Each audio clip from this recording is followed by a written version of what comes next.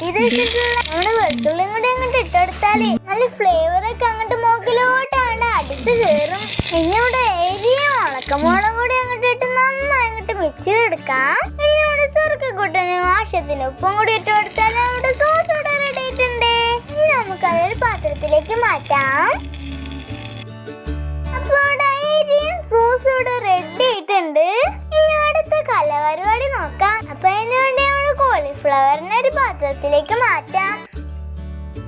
ഇനി നമുക്ക് അതിലേക്ക് നമ്മുടെ മൈദ അങ്ങോട്ട് ഇട്ട് കൊടുക്കാം.